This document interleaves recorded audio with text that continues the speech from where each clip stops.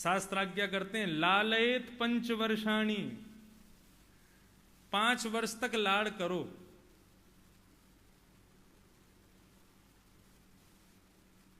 मतलब 5 वर्ष तक की जितनी सेवाएं थी जिह्वा की, भगवान ने सबको अच्छा, कोई उसमें कुछ अगर त्रुटि भी होती थी तो भगवान उसको क्षमा कर देते थे, कोई बात नहीं। अभी 5 वर्ष की जिह्वा है, छोटी है, बालिका है, एक नन्ही बालिका के रूप में है, तो कोई बात नहीं।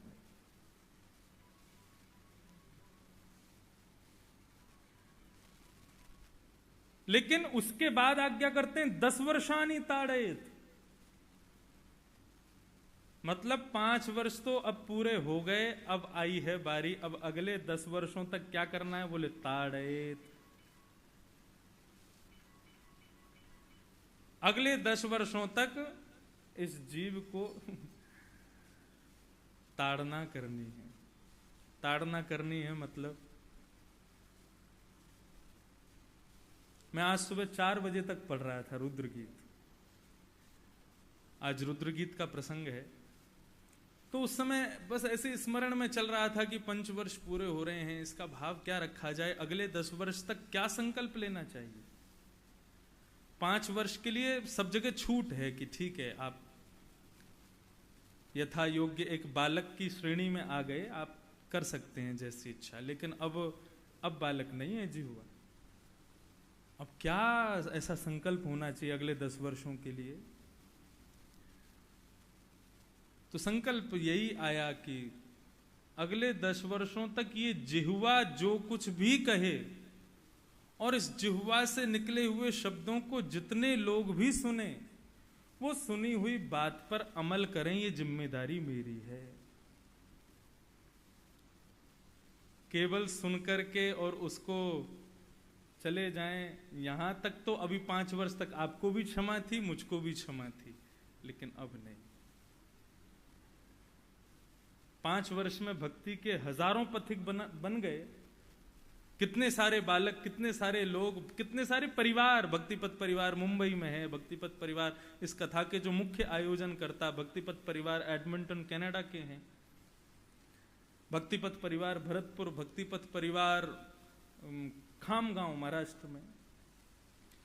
कितने परिवार, कितने बालक, कितने सब जुड़ चुके हैं भक्तिपथ से। अब वे सब भक्ति पथिक सावधानी से सुने। अब के बाद के जो प्रसंग रहेंगे, अब की बात की जो कथा रहेगी, उसमें मेरी जिम्मेवारी है कि मैं जो कहूं वो आप करो। एक बात आती है, हजारों लोग सुन रहे हैं, सब अमल कर ही रहे हैं, ये मुझे कैसे पता चले? तो भाव आया,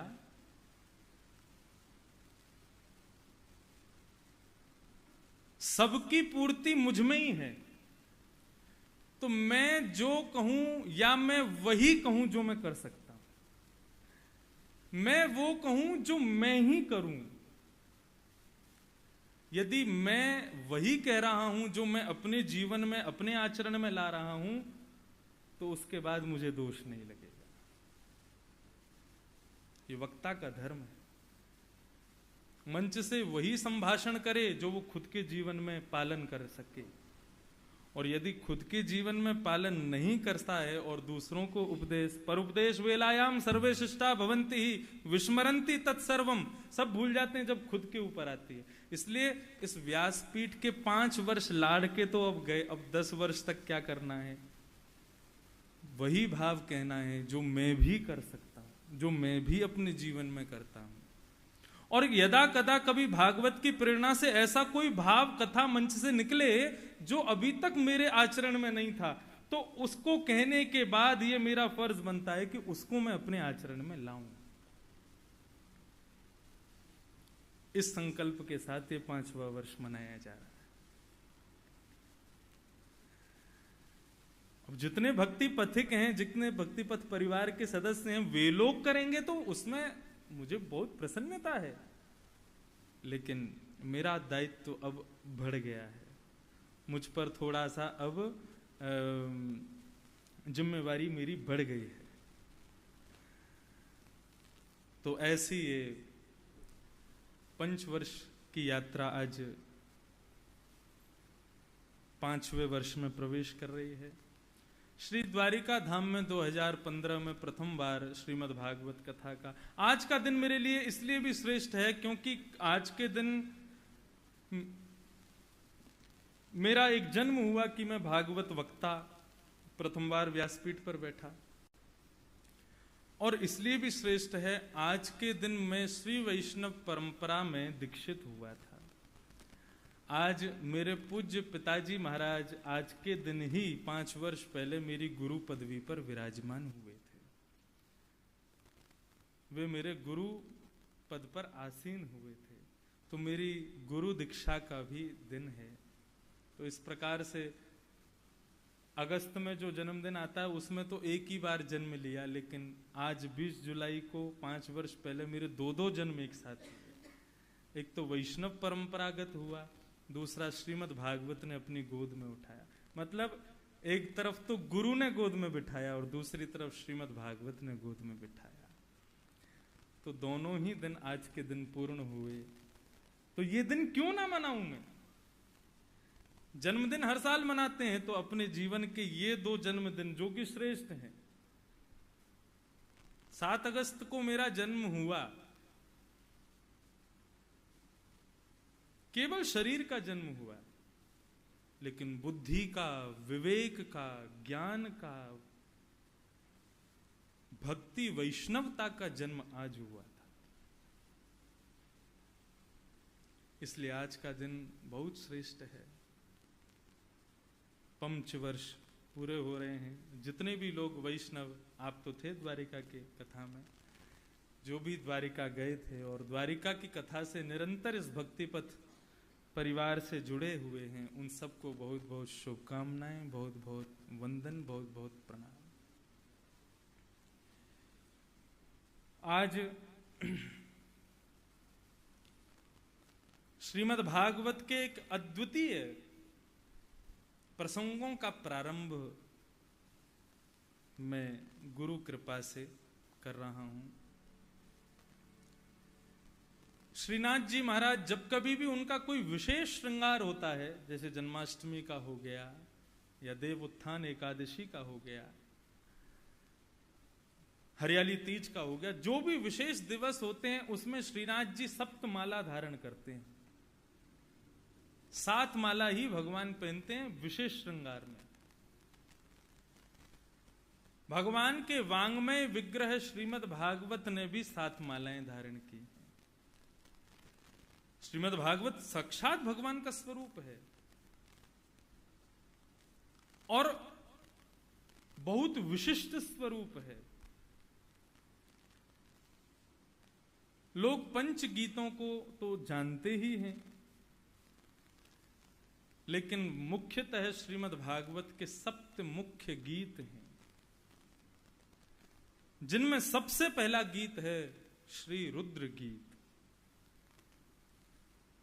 आपको सत्य बताएं, अधिकतर लोग इस बात को नहीं जानते कि श्रीमद् भागवत में रुद्र गीत है, जहां भगवान शिव ने श्रीमन नारायण का सुंदर, जिस प्रकार गोपियों ने गीत गा करके उनको रिझाया, वैसे ही श्री भगवान शिव ने भी रुद्र गीत गाया। तो आज रुद्र गीत के विषय में हम लोग श्रवण करेंगे। कल वेणु गीत, परसों भगवान का प्राण गोपी गीत, उसके अगले दिन युगल गीत, उसके अगले दिन भ्रमर गीत, उसके अगले दिन भिक्षुक गीत, और 7वें दिन ऐल गीत, और 8वें दिन इन सब का सार स्वरूप। इस प्रकार से ये 7 गीतों का यहां पर कथन कहने का मैं प्रयास करूंगा। और देखो कितनी सुंदर बात, कैसी योजना बनी। 20 जुलाई को कथा प्रारंभ हुई, 7 गीत कहने का भाव बना। 20 जुलाई को प्रथम गीत कहा जाएगा। प्रथम गीत रुद्र गीत है और 20 जुलाई को संयोग से ही सोमवती अमावस्या है। भगवान शिव का विशेष दिन। आपको एक नवीनतम शायद लगेगी ये बात, एक बात बताएं। अभी एक एकादशी निकल करके गई, हरि शयन एकादशी।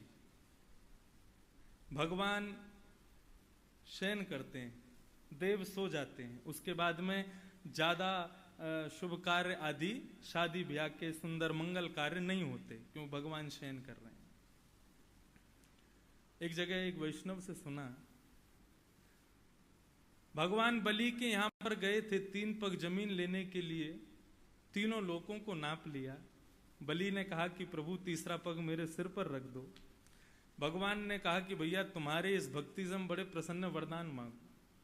तब बलि ने कहा कि ऐसी कृपा कर दो, जब भी अपने भवन में प्रवेश करूं और जब भी अपने राजभवन से बाहर आऊं तो आपका दर्शन हो। भगवान बोले तो सीधी कहो चौकीदार बन जाएं तुम्हारे। बोले यही समझ लो। शंख चक्र गदा पद्मधारी चतुर्भुज रूप धारण करके चौकीदार बन गए बलि के।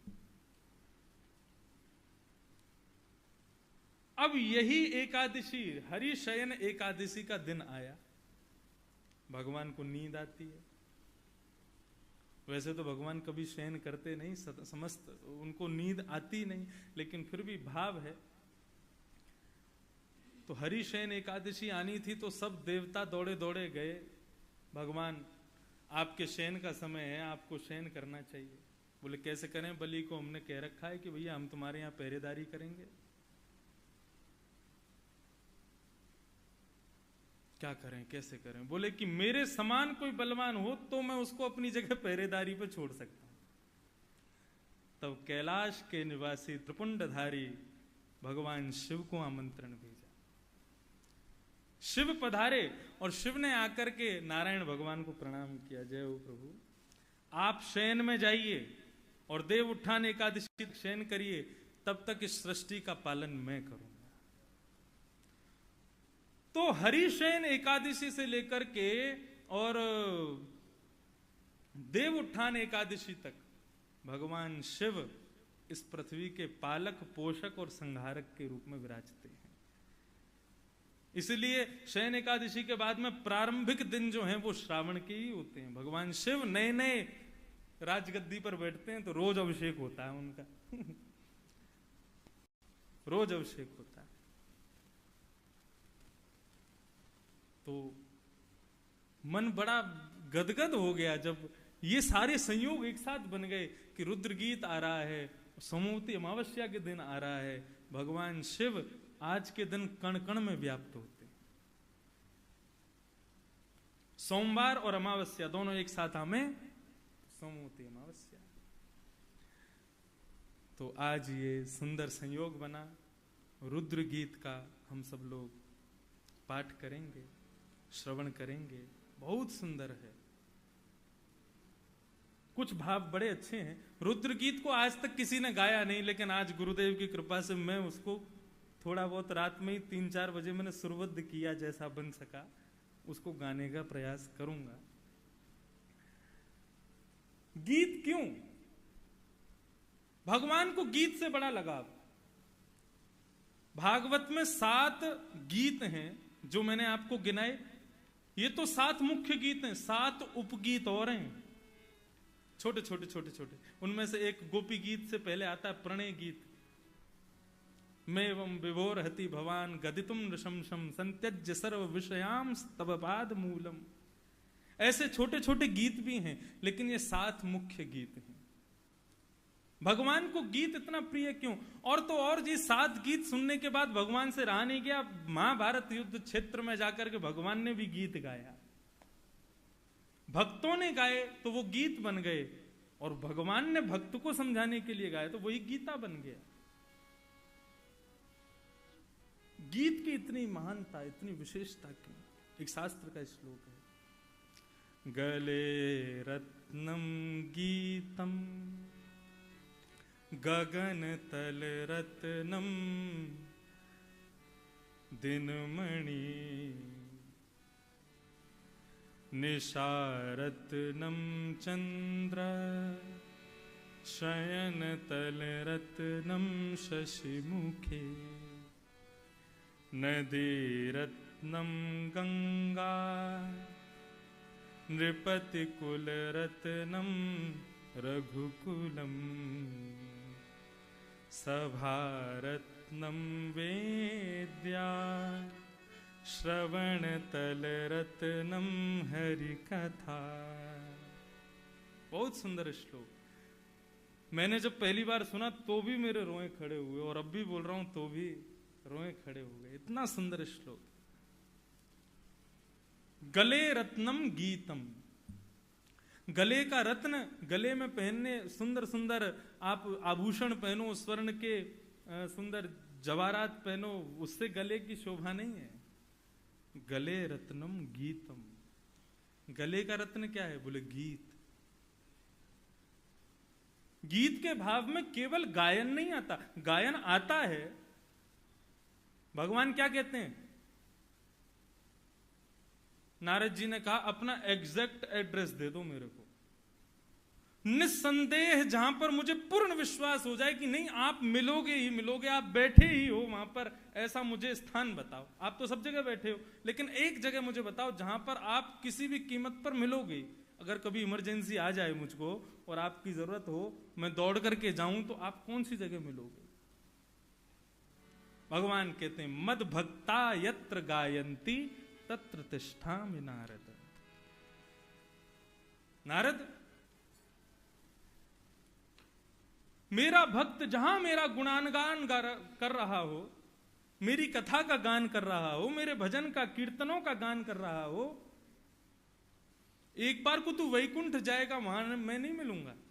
ना हम वसामी वैकुंठे। एक बार को योगी संत महात्माओं के मठों में ढूंढोगे तो भी मैं हो सकता नहीं मिलूं। योगी नाम हृदय न च।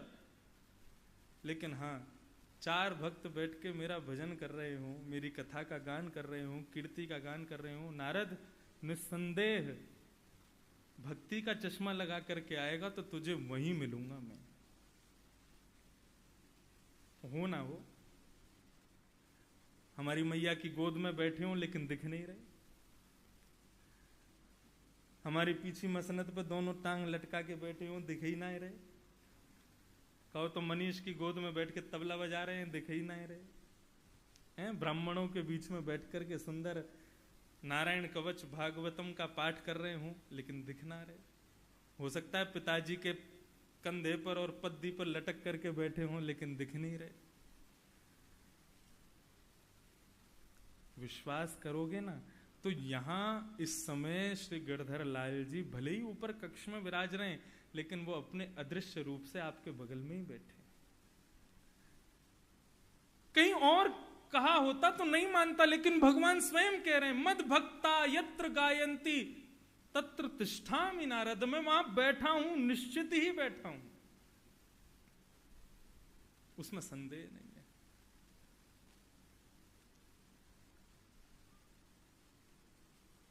आप कहेंगे कि महाराज हमारा गला तो अच्छा नहीं है, हमारा गला सुंदर नहीं है, तो इसका मतलब भगवान हमसे कभी नहीं रीझेंगे। गले रत्नम गीतम,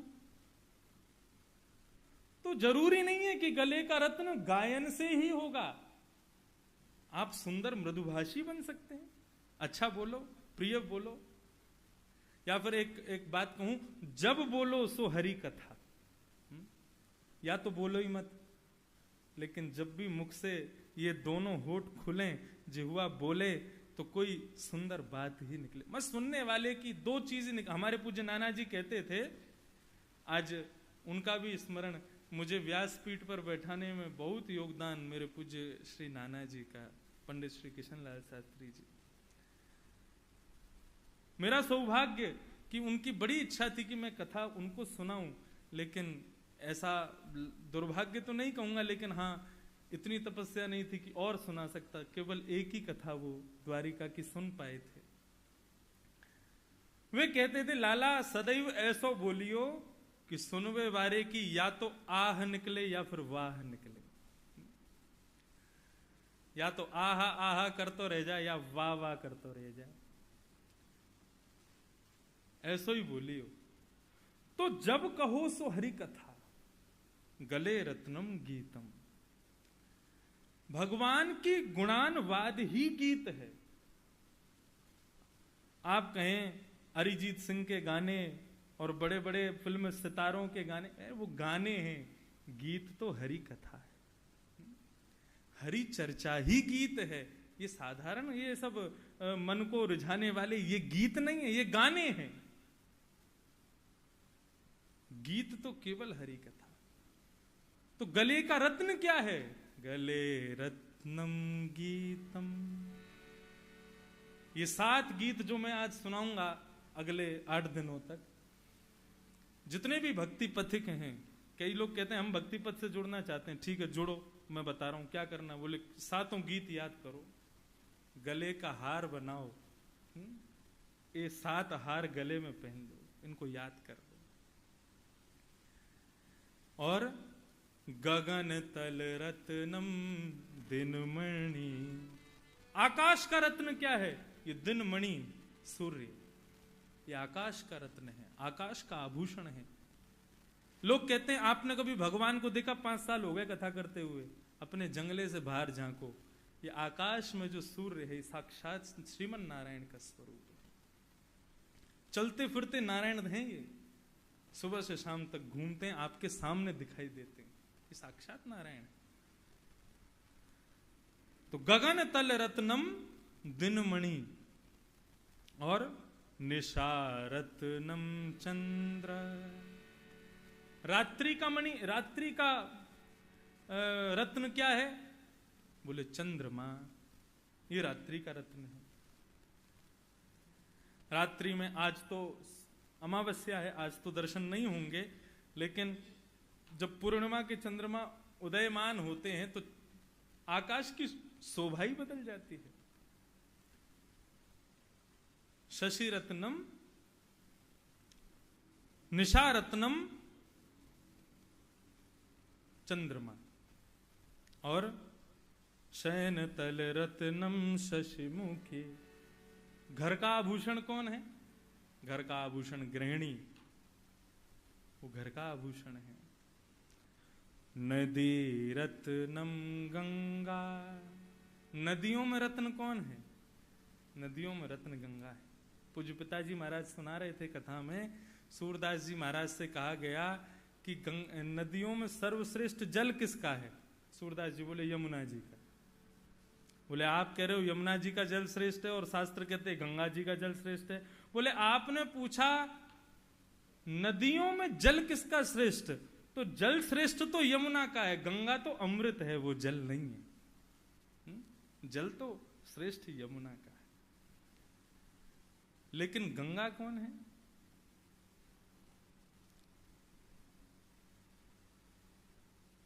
गंगे गंगेति यो ब्रूयात यो जनानाम सतैरपि मुच्यते सर्व पापेभ्यो विष्णु लोकम स गच्छति।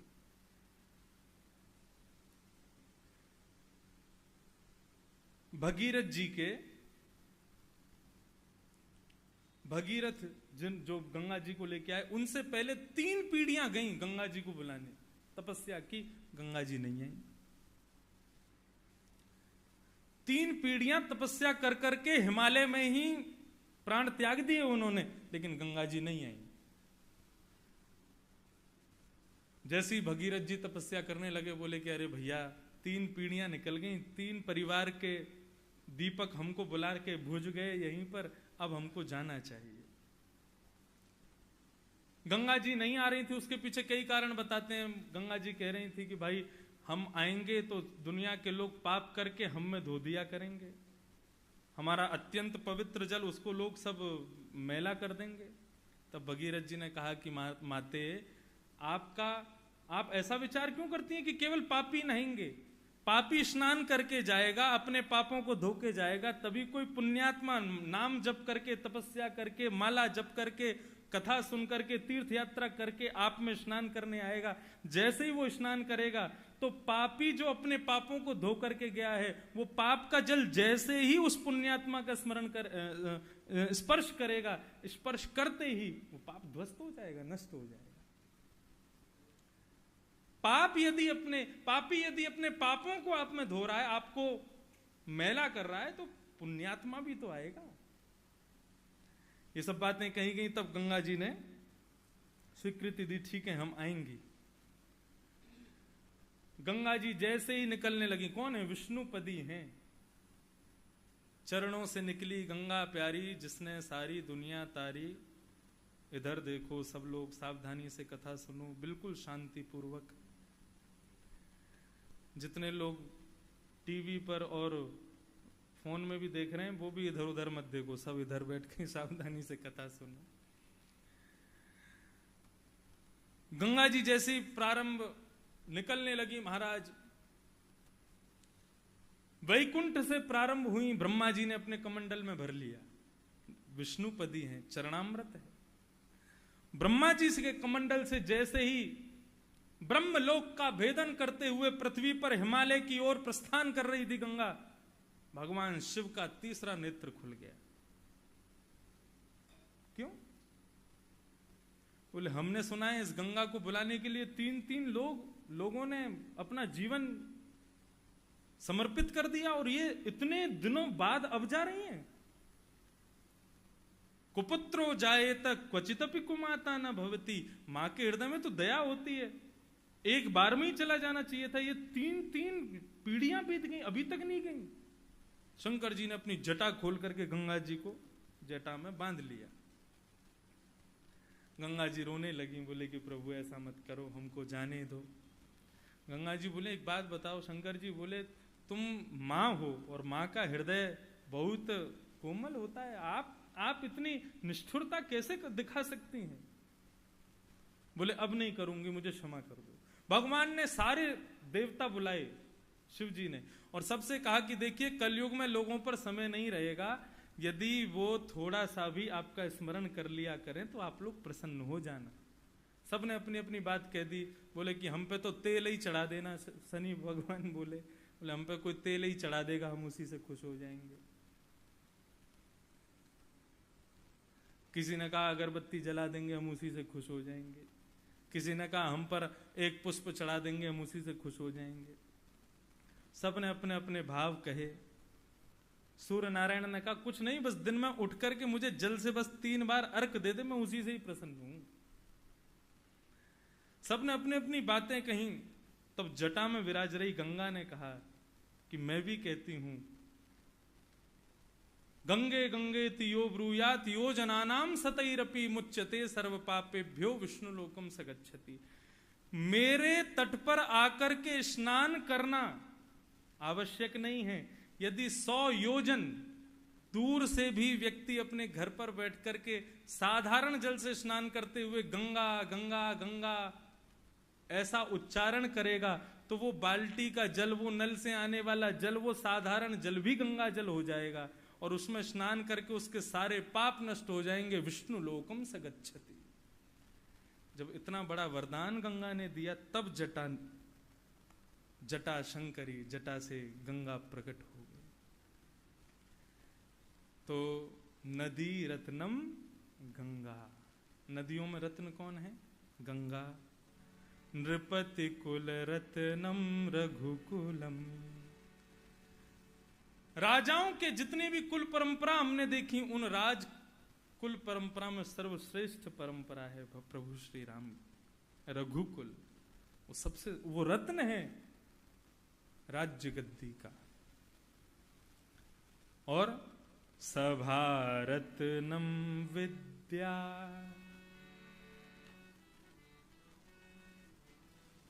यहां बैठ जाओ, इधर बैठ जाओ।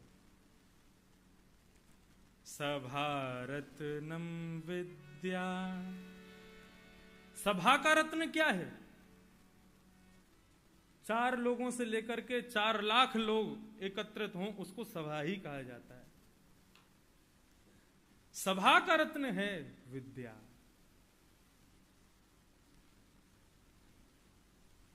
यदि विद्या श्रेष्ठ नहीं है तो आप 4 लोगों को भी 4 घंटे तक बैठा नहीं सकते। 4 घंटे में कभी भजन गाने पढ़ेंगे, कभी कुछ शास्त्र से विलग कुछ बात कहनी पड़ेंगी उनका मन लुभाने के लिए। लेकिन विद्या श्रेष्ठ है तो शास्त्र को छोड़ना ही नहीं है। सभा का रत्न है विद्या। श्री कालिदास जी एक बार कुछ वो पूरी कथा तो हम नहीं कहेंगे, केवल एक मुख्य बात कह देते हैं। कालिदास जी जिस क्षेत्र में रहते थे, जिस नगर में रहते थे, किसी कारणवश उस नगर को छोड़ के चले गए। वहां का राजा उनका शिष्य था, वहां का राजा उनका शिष्य था।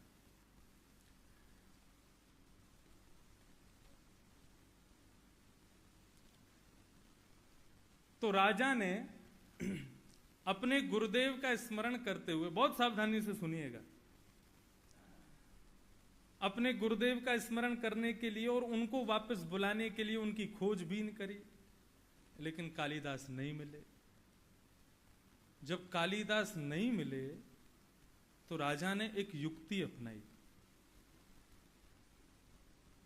अर्ध श्लोक लिखा और उस अर्ध श्लोक को, आधा श्लोक को लिख करके नीचे की पंक्ति खाली छोड़ दी और कहा जो इस श्लोक को पूर्ण करेगा उसको हम इनाम देंगे। और वो श्लोक ऐसा विलक्षण था कि उसको कालिदास के अलावा कोई लिख नहीं सकता। राजा ने ये बात निश्चय कर ली थी, यदि कोई इस श्लोक को पूर्ण करके लाएगा तो मैं मान लूंगा कि उसको पता है कालिदास कहां है, क्योंकि कालिदास के अलावा और कोई नहीं लिख सकता। कालिदास कौन है? 3 विद्वान हुए थे, जैमिनी जी, कालिदास और दंडी। तीनों में एक बार पूरी सभा ने बताया कि इनमें सबसे विद्वान कौन है, तो फिर 2 लोग निकल के आए, दंडी और कालिदास। बोले इन दोनों में सबसे विद्वान कौन है? तो सरस्वती वहीं प्रकट हो गई। बोले मां आप ही बताओ, कालिदास में और दंडी में सबसे ज्यादा विद्वान कौन है? तो सरस्वती जी ने कहा कालिदास और दंडी में सबसे ज्यादा विद्वान दंडी है। दंडी को विद्वान करार दे दिया। पूरी प्रजा जो थी वहां आनंद करने लगी, बोले हमें सबसे विद्वान व्यक्ति मिल गया। स्वयं सरस्वती जी ने मोहर लगा दी। लेकिन कुछ लोग इस उत्तर से प्रसन्न नहीं हुए। उन लोगों ने कहा हे मां सरस्वती, आप ही काली हैं और आपकी ही कृपा से कालिदास बना है। संपूर्ण कथा तो अब कई लोगों को पता होगी, नहीं तो फिर कभी अवकाश होगा कहूंगा कैसे कालिदास बने। सरस्वती ही काली है और काली की कृपा से कालिदास बने, और आज आपके ही अनुचर कालिदास को आप कह रहे हैं कि वो विद्वान नहीं है, ऐसा क्यों? सरस्वती जी कहने लगी, बोले आपने कहा विद्या में विद्वान कौन है? तो बोले विद्या में विद्वान तो दंडी है, और रही बात कालिदास की, तो सरस्वती स्वयं ही काली है। ये कालिदास कोई और नहीं है, ये मेरा ही स्वरूप है। ये विद्वान नहीं है, ये सरस्वती ही है। ये स्वयं विद्या है और इस विद्या को जीतने वाला दंडी है। कालिदास विद्वानों की श्रृंखला में नहीं है, वो स्वयं विद्या है, उससे विद्या प्रकट होती है। ऐसे विद्वान थे कालिदास।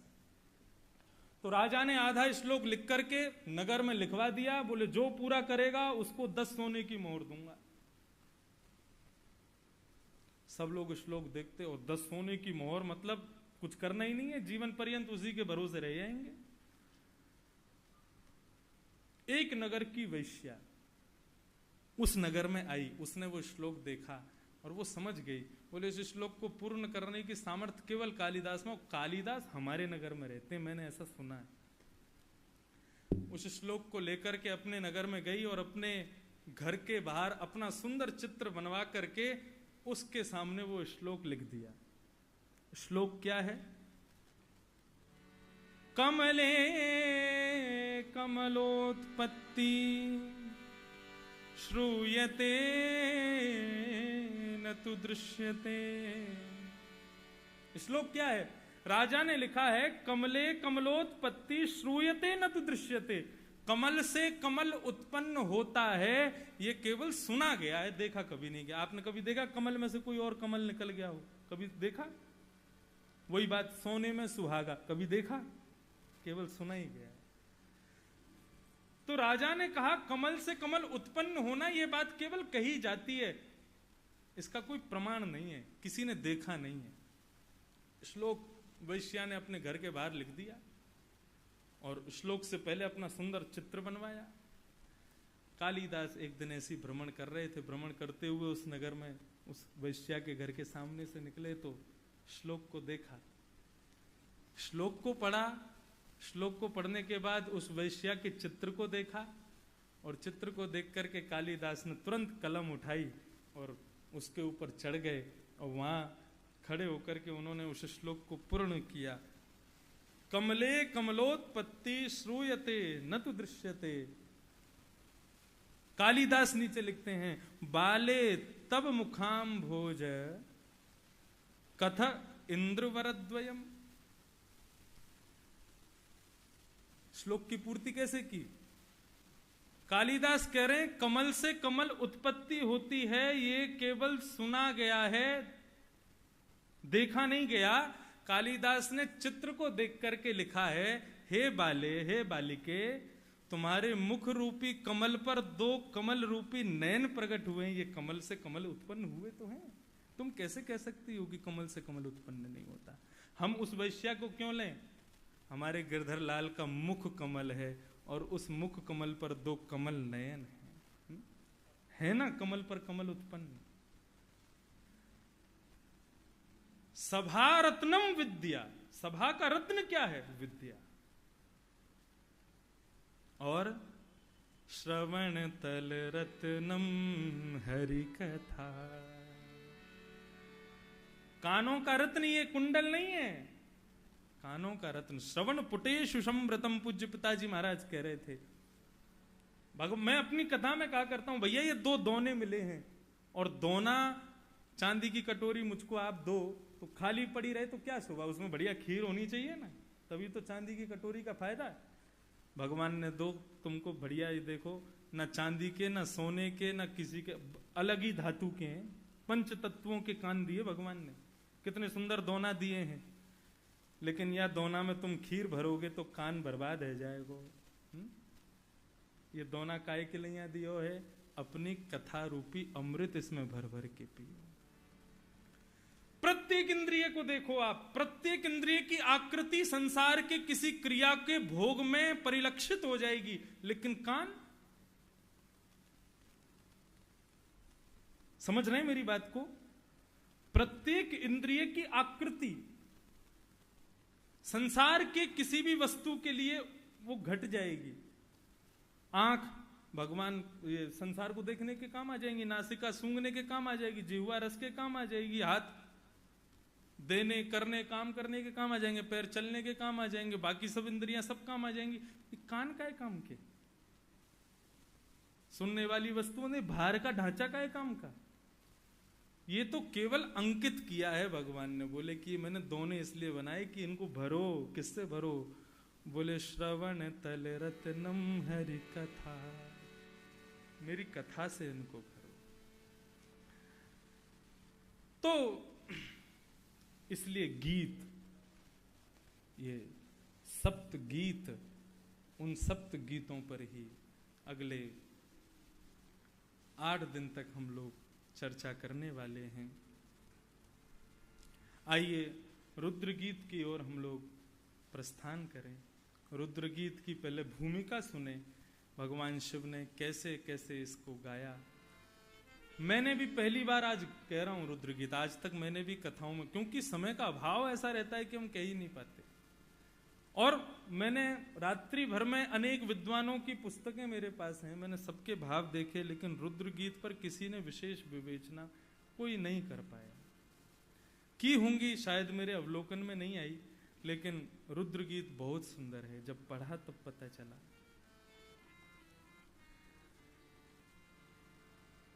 ध्रुव जी महाराज के वंश में एक राजा हुए, उनका नाम था प्राचीन वर्ही। बहुत ध्यान से सावधानी से सुनिएगा। प्राचीन वर्ही राजा हुए, इन्होंने इतना यज्ञ किया, इतना यज्ञ किया, यज्ञ में कर्म कांड में इनकी बड़ी रुचि। कई लोगों की कथा में रुचि नहीं होती, कई लोगों की दर्शन में रुचि नहीं होती, लेकिन कर्म कांड में बड़ी रुचि होती। हवन करा लो और महाराज सप्त चंडी यज्ञ करा लो, घर में रुद्राभिषेक करा लो, मतलब उनकी कर्मकांड में बड़ी रुचि है। ठीक है, अच्छा है, कर्मकांड भगवान का अंग है, उसमें रुचि होनी चाहिए। लेकिन कर्मकांड अत्यंत नियमावलियों से युक्त होता है और कलयुग में मानव सभी नियमों को पालन करने में इतना योग्य नहीं होता। इसलिए जो नियम पालन कर सके उसको कर्मकांड के विषय में होना तो सबको चाहिए। हम भी कर्मकांड के अनुयायी हैं, सभी ब्राह्मण कर्मकांड से ही हैं, हमारा तो धन कर्मकांड है। लेकिन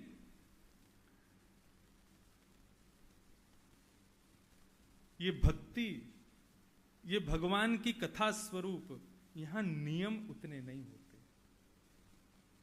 यहां तो आप कैसे भी बैठो, खूब खाओ पियो, आनंद से बैठ के बस सुनो। कर्मकांड में आपको क्रिया करनी है, यहां पर आपको बता दिया जाएगा, अब खुद करो, अब खुद समझो। वहां जीवन शैली कैसे बनाए वो सिखाया जाता है यहां पर।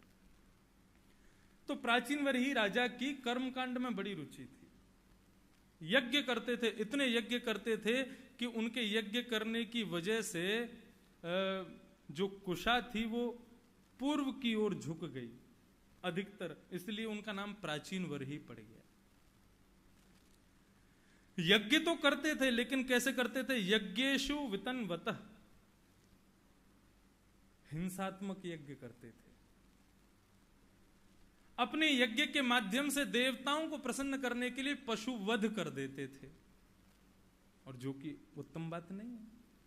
नारद जी ने आकर के उनको समझाया, बोले राजन ये तुम सही नहीं करते हो, ये पशु वध करके तुम कौन से देवता को प्रसन्न करना चाहते हो? उन्होंने कहा कि आकाश में देखो, जितने जानवरों को तुमने मारा सब तुम्हारी प्रतीक्षा कर रहे हैं।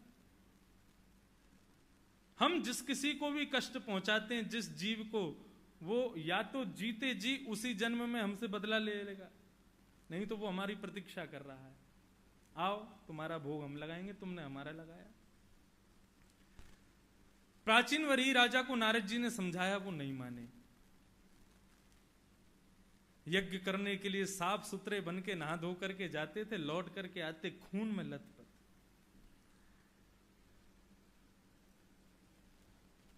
प्राचीन वरही राजा के यहां 10 पुत्रों ने जन्म लिया। इनके 10 पुत्र हुए।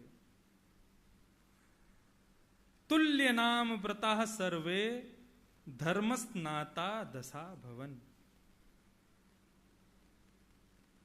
10 पुत्र हुए, लेकिन विडंबना यह कि 10 पुत्रों का एक ही नाम, प्रचेता। वो सब साथ ही चलते थे, तो उनको प्रचेता गण कहा जाता था। बहुत अच्छी कथा है और बिल्कुल नवीन कथा है, इसलिए बहुत सावधानी से सुनिएगा।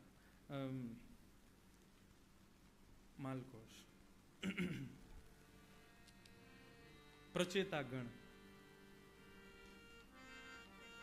नेपाल में 5 प्रांत हैं और 5 प्रांतों के अलग अलग नाम हैं, लेकिन फिर भी नेपाल में 5 प्रांतों को क्या कहते? प्रांत नंबर 1, प्रांत नंबर 2, प्रांत नंबर 3। तुम कहां जा रहे हो? बोल प्रांत नंबर 3 में जा रहे हैं, ऐसे बोलते हैं वहां के लोग।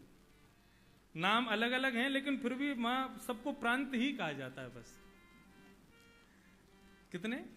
7 प्रांत हैं, ऐसे ही बोलते हैं ना, प्रांत 1, प्रांत 2, प्रांत 3, ऐसे ही बोलते हैं वहां पर। पोखरा प्रांत और वो ऐसे नाम तो हैं, लेकिन सहज भाव से ऐसे कहते हैं, प्रांत 2 में जा रहे हैं, प्रांत 3 में जा रहे हैं। तो ऐसे प्रचेता गण थे।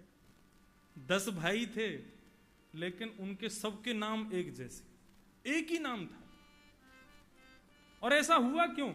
जब 10 का जन्म हुआ तो बड़े पुत्र का नाम जब प्रचेता रखा गया, तो छोटे भाइयों में इतना प्रेम था आपस में एक दूसरे से कि बाकी सब रोने लगे। बोले क्या? बोले हमारा नाम बदलो मत, जो बड़े भैया का नाम वही हमारा नाम, प्रचेता। सबका नाम प्रचेता। अरे प्रभु जी कहां तक कहें, आप आश्चर्य करेंगे। प्रचेता गणों को भगवान श्रीमन नारायण ने दर्शन दिया, और दर्शन देने के बाद क्या वरदान दिया? प्रचेताओं ने मांगा नहीं, भगवान ने दिया। वरम व्रणिध्वम भद्रम वो यूयम मे नपनंदना सौहदे ना पृथक धाम तुष्टो हम सौहदे नवा यो नुस्मरीति संध्याता युष्माननुदिनं नरः तस्य भ्रातुः स्वात्मसाम्यं युष्माननुदिनं नरः। भगवान ने इन 10 प्रचेताओं को वरदान दिया कि तुम 10 में जो प्रेम है ना आपस में, मैं उससे बहुत प्रसन्न हूं।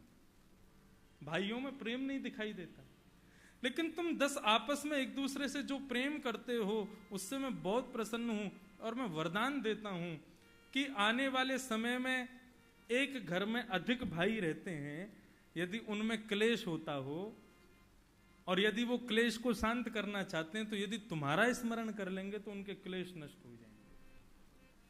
ऐसा 10 प्रचेताओं को भगवान नारायण ने वरदान प्रदान किया। तो ये प्रचेतागण भ्रातृ प्रेम बहुत आवश्यक है।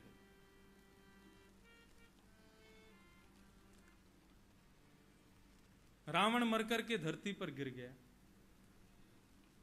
प्रभु श्री राम खड़े हुए उसके सामने जाकर के, तो रावण हाथ जोड़ करके कहता है, मैं हर चीज में आपसे आगे हूं, बल में आपसे आगे, बहुत बलवान हूं मैं, साम्राज्य में आपसे आगे। आप अयोध्या नगरी के राजा होंगे, मैं स्वर्ण की नगरी लंका का राजा हूं। आप क्षत्रिय कुल हैं, क्षत्रिय कुल भूषण हैं, मैं ब्राह्मण कुल भूषण हूं, मैं ब्राह्मण हूं। आप दशरथ नंदन हैं, मेरे दादाजी पुलस्त्य ऋषि हैं। मेरे यहां पर 33 करोड़ देवता सेवा करते हैं, हर चीज में आगे। आपका एक मुख है, मेरे 10 मुख हैं। अब इसका भाव ये मत ले लेना, बताओ इंद्रेश जी रावण को राम जी से श्रेष्ठ बता रहे थे। लोग आधी बातों पे ही कुछ भी बोल देते हैं। फिर आप यदि बात करें वैकुंठ की, तो वैकुंठ में जय विजय और भगवान में भेद नहीं बता सकते आप, एक से दिखते हैं। जय विजय की भी 4 भुजाएं और भगवान की भी 4 भुजा। भगवान का केवल और केवल उनका जो पता कैसे चले कि भगवान है, तो कौस्तुभ मणि, यहां पर भृगु ऋषि के पाद चिन्ह और कस्तूरी की महक, ये 3 चीजों से आप बता सकते हैं कि ये भगवान है, बाकी सब उनके अनुचर है। रावण कहता मैं हर चीज में आपसे आगे, लेकिन फिर भी आज मेरी पराजय क्यों हुई? क्यों? क्योंकि मैंने अपने छोटे भाई को घर से निकाल दिया, उससे प्रेम नहीं किया। और आपकी विजय क्यों हुई? क्योंकि आपके तीनों भाई आपको भगवत स्वरूप मान के आपका भजन करते। भरत, लक्ष्मण, शत्रुघ्न, एक भाई तो यहां सेवा में रत है और 2 भाई 14 वर्षों से अयोध्या में आपकी तपस्या सेवा कर रहे हैं। भ्रातृ प्रेम का बल आज आपके बानर बल से आप नहीं जीते, आप अपने बल से नहीं जीते, आप केवल अपने भ्रातृ प्रेम की वजह से आज जीत गए हो। और मैं भ्रातृ द्वेष की वजह से आज हार गया। ये बात कहकर के रावण परधाम चला गया था। तो भ्रातृ प्रेम बहुत जरूरी है, भाइयों में प्रेम होना चाहिए। तो ये प्रचेता गण 10 भाई, इन्होंने अपने पिताजी के यज्ञ, हिंसात्मक यज्ञ से ये भी दुखी हो गए और इन्होंने एक दिन पिताजी से कहा, पिताजी हमको कहना तो नहीं चाहिए, लेकिन आप जो हिंसात्मक यज्ञ करते हैं इसको मत कीजिए, बंद कर दीजिए। प्राचीन वरी राजा कहने लगे, अच्छा हमको ज्ञान देते हो, हमसे सीखे और हमको ही ज्ञान दे रहे हो, चलो चलो अपना काम करो, भजन में मन लगाओ।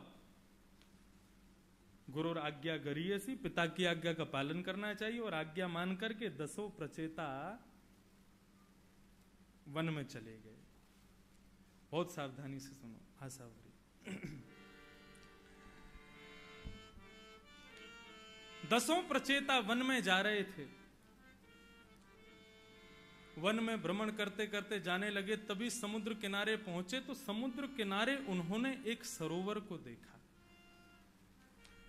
सरोवर कैसा?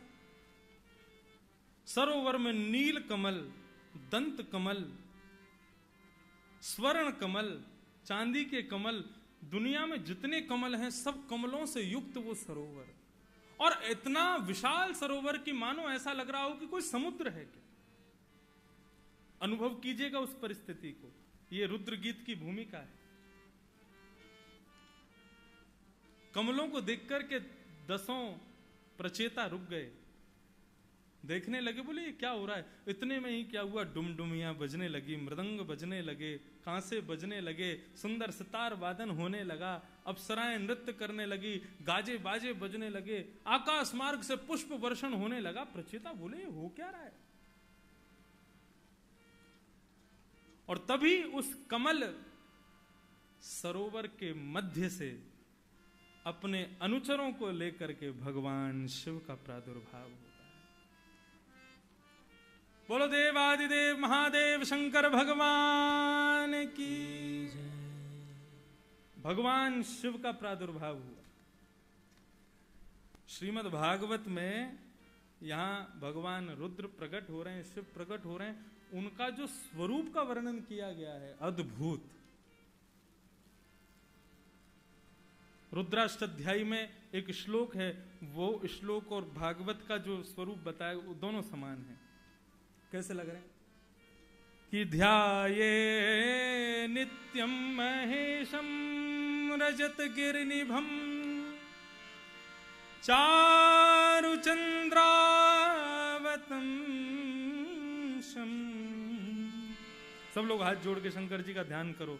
आज सोमवती अमावस्या है और रुद्र गीत प्रारंभ हो रहा है। कैसे लग रहे हैं भगवान शिव कि ध्याये नित्यम महेशम रजत गिरिनिभम चारु चंद्रावतम शम रत्नाकल्पोज्ज्वलांगम पयशु मृगवरा भीतिहस्तं प्रसन्नं पद्मासीनं समन्ताः स्तुतममर्गणैः व्याधिकृत्यं वसानं विश्वाद्यं विश्ववन्द्यं निखिलभयहरम् पंचवत्रम त्रिनेत्रम।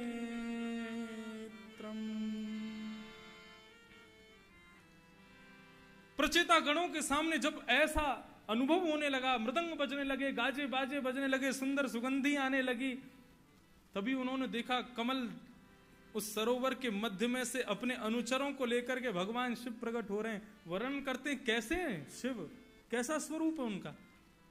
अनुभव कीजिएगा, अपने हृदय पटल पर उस छवि को स्थापित कीजिएगा।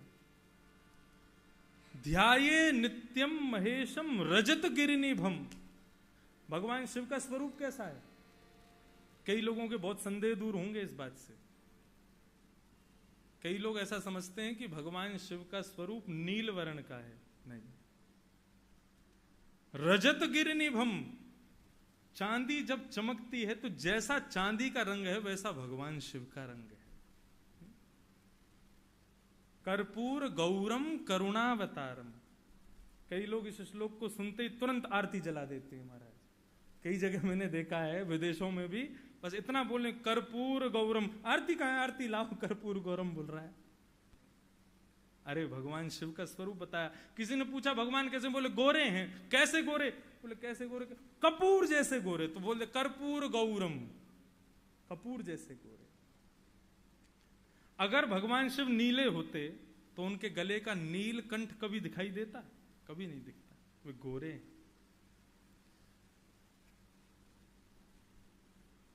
ध्याये नित्यम महेशम रजत गिरिनिभम। चांदी के जैसा स्वरूप है। ऐसा लग रहा है मानो कोई चांदी का पर्वत प्रकट हो गया हो सामने। प्रचेताओं के भाग्य की सराहना करनी पड़ेगी, कैसा सुंदर स्वरूप दिख रहा है। और ध्याये नित्यम महेशम रजत गिरिनिभम चारु चंद्रावतंशम। कैसे हैं भगवान शिव, बोले द्वितीया के चंद्रमा को मस्तिष्क पर धारण किया। बड़े चंद्रमा को नहीं, बाल रूप चंद्रमा का धारण करते हैं। आज अमावस्या, कल प्रतिपदा, परसों एकम, फिर द्वितीया। द्वितीया कितना छोटा सा चंद्रमा, वो चंद्रमा शिव जी धारण करते हैं अपने ऊपर, बाल स्वरूप। चारु चंद्रावतंशम रत्ना कल्पोज्वलांगम। बोले अंग कैसे हैं भगवान शिव के, एक एक अंग छरेरा बदन है, मानो जैसे कोई वर्कआउट करके निकला हो, सिक्स पैक आदि दिख रहे हैं महाराज। खूब सुंदर छरेरा बदन है भगवान शिव का।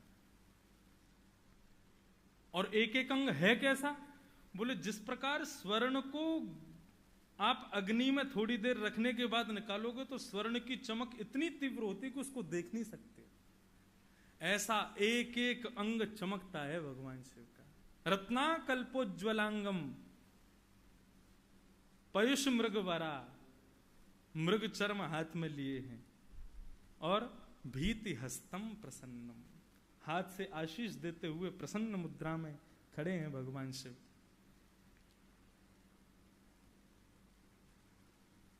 पद्मासीनम समन्ताह, अब दो भाव हैं। भगवान शिव कमल के आसन पर बैठे हैं, और या फिर दूसरा भाव कहा जाए पद्मासन मुद्रा में बैठे। भगवान कभी भी हमारी तरह आलती मार पाल के नहीं बैठते। भगवान कैसे बैठते हैं, पद्मासन में बैठते हैं। दोनों पैर के तलवे ऊपर की ओर दिखेंगे, एक पैर ये भी ऊपर और दूसरा पैर यहां पर ऊपर, ये पद्मासन है, ऐसे बैठते हैं भगवान। तो पद्मासीनम समन्ताह स्तुतम अमर गणई, देवता सब उनकी स्तुति गा रहे हैं। स्तुतम अमर गणई व्याधि कृत्यम वसानम विश्वाद्यम विश्ववंद्यम। भगवान शिव विश्ववंद्य हैं। हमारे श्रीमन नारायण भगवान हैं तो ये भी विश्ववंद्य हैं, लेकिन राक्षस सब इनसे लड़ने को ही चाहते हैं, और कई राक्षस तो भगवान शिव के सेवक भी हैं।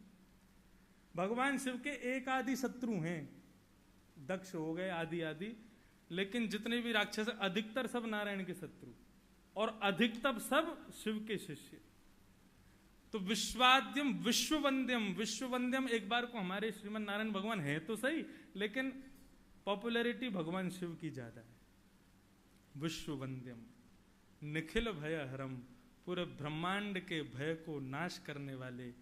पंचवक्त्रम, 5 मुख हैं भगवान शिव के, 1 2 3 4 5 पंचमुख।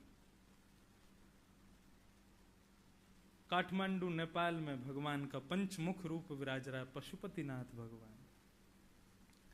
केदारनाथ भगवान जो है ये भगवान शिव की कमर है, और मुख कहां है उस कमर का, वो गुफा में घुस रहे थे, भीम ने पकड़ लिया था, तो कमर रह गई केदारनाथ में, मुख निकला पशुपति